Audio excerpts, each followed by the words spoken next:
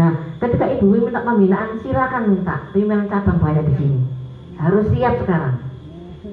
Nanti Mbak Rahayu itu banyak sekali.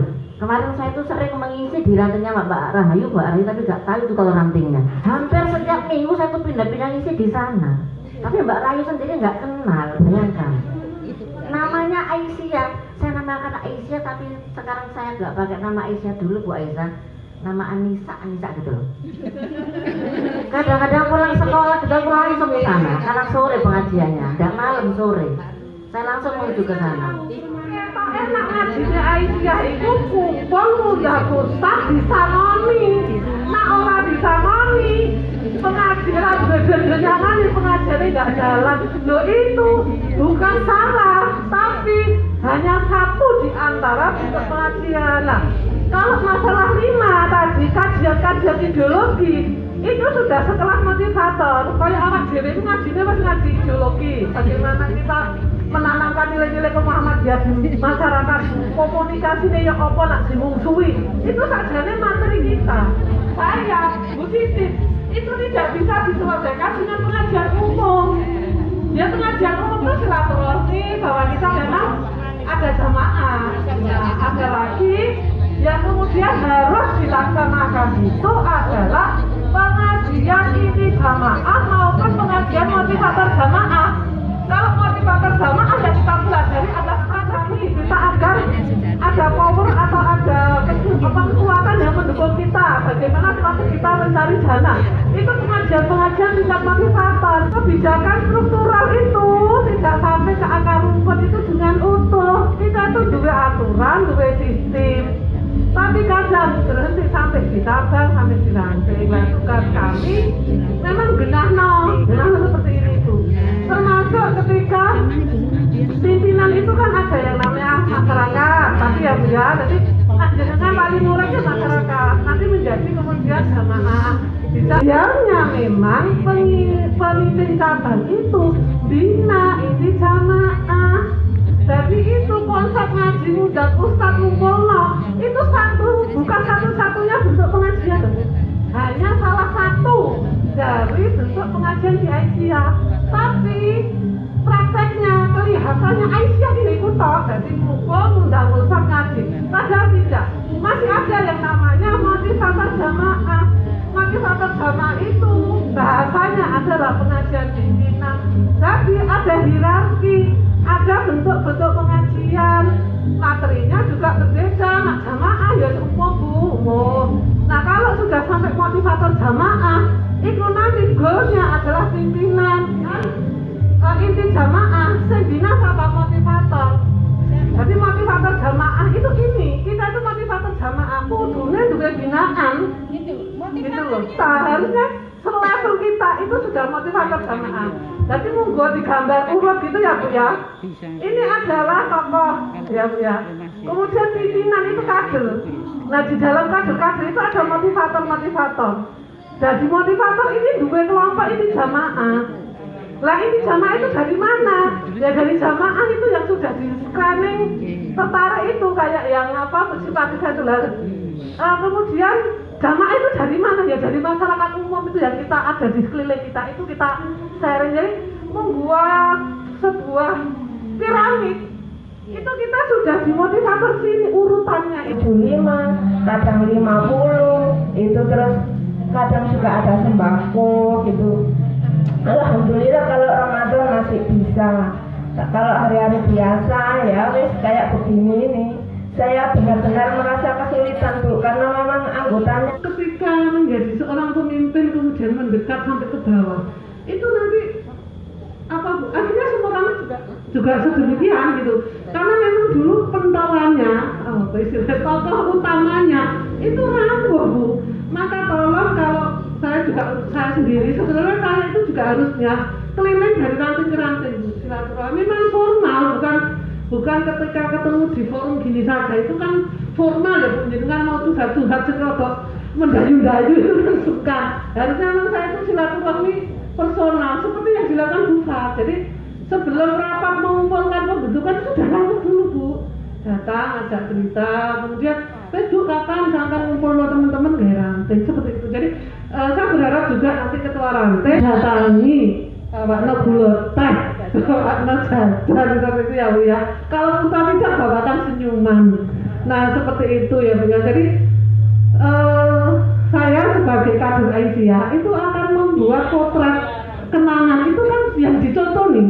Maka jadilah contoh yang terbaik. Kalau kan bukan contoh yang terbaik, tolong diingatkan ya Bu ya. Karena kita juga berproses. Jadi kita itu berproses untuk menjadi kader Aisyah yang mendekati sempurna. Sebetulnya Bu Yekti, saya lihat wajahnya teman-teman ada yang gitu. Ketuharannya ini langsung ngantuk-ngantuk gini. Gue banget ini ceritanya gitu. Ya Bu, pada yang ngalamin kayak gitu ya. Ya, karena testimoni sekaligus curhat.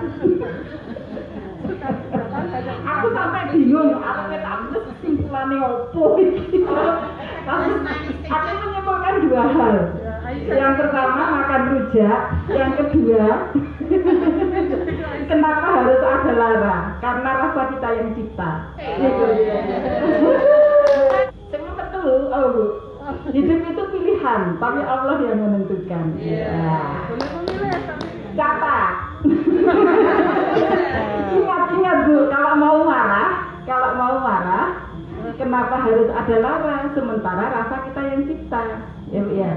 Jadi marah. Kalau mau sedih, kenapa harus ada lara? Sementara rasa kita yang cipta, nggak jadi sedih.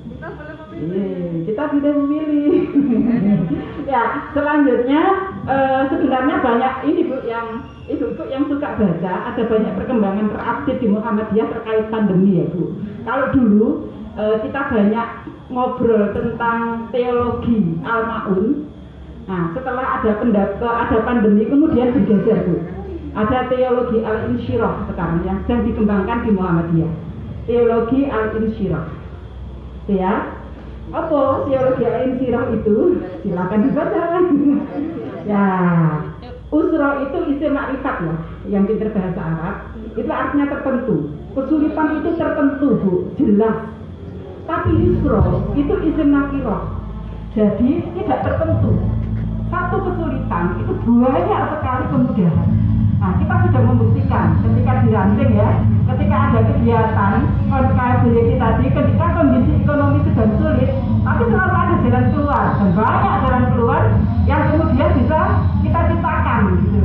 Nah, itu adalah janji Allah di surat Al-Insyirah. Itu lagi kita kembangkan sekarang di Muhammadiyah. Teologi Al-Insyirah. Ya Bu ya, biar selalu bersemangat. Oke, acara selanjutnya adalah maka belajarlah sirah. Dari sejarah kita bisa membaca banyak hal yang kemudian insya Allah bisa membuat kita menjadi orang yang tidak apatis, yang tidak suka mengejas orang lain sebagai A, B, C, D. Karena ternyata sejarah itu berulang. Sejarah itu berulang, hanya beda konteksnya saja, tapi maknanya itu sama. Berikutnya, waktu kita agak longgar ya. Teman-teman masih semangat? Ya, berikutnya sebelum Bu Yekti, di sini ada guru kita, meskipun beliau di PTA adalah anggota Majelis Jidasmen, tapi beliau sudah berjuang di Aisyah 10 tahun. Bu Istiqomah, kami mohon memberikan semangat untuk kita tetap berjuang. Monggo Bu Is. Bagaimana caranya beristiqomah? Assalamualaikum warahmatullahi wabarakatuh. Waalaikumsalam warahmatullahi wabarakatuh. Alhamdulillahirabbil alamin. Wa bihi nasta'inu ala umuri dunya waddin. Wassalatu wassalamu ala asyrofil anbiya'i wal mursalin wa ala alihi wa sahbihi ajma'in. Yang saya hormati Ibu Ketua Cabang Aisyah Jambi beserta jajarannya. Yang saya hormati Ketua Ranting Kecamatan Candi yang hadir pada hari ini. Hari ini sebenarnya refreshing ya, nggak serius-serius amat. Tapi katanya bumuk negara pada enak. Nah, ibu-ibu yang berbahagia, sudah dijelaskan oleh Bu Aisyah tadi sejarah Nabi tentang perjuangan. Di Aisyah tidak sepi dari berjuang Bu. baik di ranting, di cabang maupun di daerah. Bahkan di bawah ranting ada keluarga ya Bu ya. Di keluarga itu yang nomor 1 sebenarnya Bu. Berjuang di keluarga itu nomor 1. Katanya Bu Aida jangan soleh sendiri, tapi harus disolehkan semua keluarga. Keluarga kecil kita ya Bu ya, tentu saja yang ada di rumah. Kalau kita mengingat di Baitul Arqam ya Bu ya, ada materi-materi yang antara lain masailul khamsah. Ada masailul itu masalah, khamsah itu 5. Apa saja kira-kira kita ingat kalau sudah ikut Baitul Arqam pasti kita ingat lagi. Itu yang pertama adalah agama. Agama ya Bu ya. Alhamdulillah beragama Islam. Agama yang diturunkan kepada Nabi kita Muhammad SAW. Nabi Muhammad ketika meninggal mewariskan kepada kita 2 hal. Apa saja Bu? Al-Quran dan hadis. Itu dasar kita. Jadi masalah pertama kita harus berpegang kepada agama Islam. Yang dipegang adalah Al-Quran dan Al-Hadis. Kalau kita berpegang pada Al-Quran dan Al-Hadis, insya Allah kita akan selamat bahagia di dunia dan di akhirat. Apakah kita percaya Bu kepada Al-Quran? Tandanya apakah kita sudah khatam? 1 juz berapa bulan? Sehari. Alhamdulillah, berarti 1 bulan 30 juz ya. Itu namanya percaya. Tapi kalau percaya saja tetapi Al-Qurannya nggak pernah dibuka, itu namanya bohong percayanya ya. Nah, setelah kita membaca, tahu artinya, tentu saja ya harus punya Bu yang terjemahan ya Bu ya, karena itu bahasa luar negeri ya Bu ya, bahasa Arab, bukan bahasa kita. Walaupun kita hafal 1 juz 30 juz, tapi kalau tidak tahu artinya percuma saja. Kita tidak bisa berpegang dengan isinya, harus tahu terjemahannya. Ada yang tidak punya terjemahannya Bu. Kalau tidak ada nanti diberi oleh Bu Ketua, karena dia penerbit buku Bu. Artinya apa? Kemudian setelah tahu artinya dipraktekkan dalam kehidupan sehari-hari. Itu namanya percaya kepada Al-Quran. Sedangkan Al-Hadis kita ikut pengajian di Anur itu banyak ya yang mengajarkan hadis. Siapa Bu? Syarah Sahih Bukhari Muslim, Syarah Tirmidzi, yaitu itu penting, sama dengan kedudukannya, sama dengan sejajar dengan Al-Quran, karena apa yang dicantumkan di Al-Quran itu ada yang umum, kemudian akan dikhususkan, akan diterangkan di hadis. Jadi itu pegangan kita, agama. Yang kedua, ibadah itu ada yang khusus, ada yang ibadah umum. Ibadah umum itu misalnya kita diperintah haji misalnya gitu ya, kemudian khususnya diterangkan di dalam hadis. Jadi kita harus tahu persis Sahih Bukhari Muslim dibaca, Riyadhus Shalihin, Bulughul Maram dan lain sebagainya. Kalau kita tidak bisa punya bukunya, maka harus mengikuti pengajian-pengajian. Penting sekali karena kita, tujuan kita diciptakan oleh Allah adalah untuk beribadah. Wa ma khalaqtul jinna wal insa illa liya'budun. Harus beribadah. Ibadah tidak hanya sholat saja ya. Memelihara keluarga itu termasuk ibadah. Kalau kita lihat ibadah, memasakkan keluarga seperti Bu Aida tadi sebagai ibu rumah tangga, itu kalau kita lihat ibadah tidak terpaksa, maka namanya nilainya ibadah. Kalau misalnya suami tidak bekerja, sedangkan kita yang bekerja, itu amal soleh termasuk ibadah. Memberikan sedekah kepada suami dan keluarga, ibadah. Banyak sekali ibadah-ibadah yang bisa kita jalankan. melaksanakan kegiatan bermesraan dengan suami juga ibadah, mengasuh anak juga ibadah, senyum pun itu juga ibadah, menjaga lingkungan juga ibadah. Jadi banyak sekali kalau kita niatnya adalah hanya karena perbuatan, tidak karena manusia, karena Allah Subhanahu wa Ta'ala. Masalah pertama agama, masalah kedua ibadah, masalah yang ketiga apa Bu?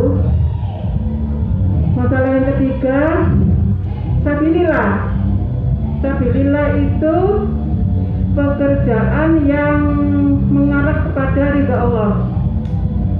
Ya, sabilillah, jalan menuju keridhaan Allah. Misalnya kita ada jihad, perang melawan orang-orang zalim, itu termasuk jihad fi sabilillah. Perjuangan Aisyah, betul nggak? Makanya disebut Muhammadiyah dan Aisyah itu karena perjuangan Rasulullah Muhammad SAW. Nah, sekarang kalau kita tengok pelajaran dari Rasulullah sendiri, kita tahu semuanya bahwa Rasulullah sebelum diangkat menjadi Rasul, dia ada di mana? Di kota mana kira-kira? Di kota Mekah. Nah, di sini. Berawal dari sini, dari Mekah. Ketika itu Rasulullah menikah dengan Khadijah usia 25 tahun dan Khadijah usia 40 tahun.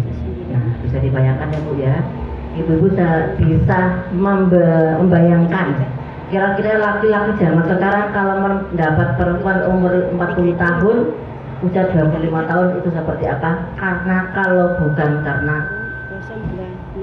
iman. Nah, seperti itu. Walaupun Islam belum datang, tapi keimanan Rasulullah dalam diri itu, Rasul itu pernah seusia muda-muda itu sama seperti anak muda-muda ingin melihat pesta yang ada di kota saat itu. Ada hura-hura segala macam, ada penari yang kalau Arab itu kan telanjang ya, nggak pakai baju, hanya pakai ini kan ini aja gitu ya. Ingin sudah berjalan Rasulullah itu, sudah janjian sama teman-teman. Akhirnya di tengah perjalanan Rasulullah itu ngantuk luar biasa, sehingga Rasulullah tidak sampai ke kota, tertidur sampai pagi. Itu artinya Allah sudah menjaga Rasul mulai sejak kecil. Remaja pun dijaga, sehingga berteman dengan siapapun dia dijaga. Intinya ketika usia 12 tahun sudah ikut berdagang. Nah, dia sudah mengambil dagangan di Khadijah. Khadijah itu 2/3 kota Madinah kekayaannya, bayangkan. Ibu membayangkan sak Jakarta ini ya, Jakarta ya, oh enggak, Surabaya ya, 2/3-nya kekayaannya. Wanita yang paling kaya, harta bendanya banyak, dagangnya banyak, yang mengambil banyak sekali. Tiba-tiba datang Rasulullah mengambil dagangannya dan selalu datang pertama, pulang pertama. Untuk Muhammad itu berangkatnya barangnya wae dhewe. Mulai ini kok barang-barang kok disian. Nah, seperti apa yang mendorong ontanya itu perjalanannya. Dan setiap dia lewat itu, batu yang dilewati, yang sudah pernah melihat kota Mekah waktu itu ya, batu-batu itu kan besar-besar, tunduk dan dinaungi oleh awan perjalanannya itu. Kok heran ya teman-temannya itu begitu. Nah, akhirnya dengan combe, ada combe ya, dulu juga ada combe loh Bu, dan kan sekarang ada combe. Muhammad itu kok anaknya kok solih ya, kalau dijawab begitu. Kira-kira mbok tak kayak bojomu gelem. Nah begitu. Ada combe, akhirnya Rasulullah mau dinikahi.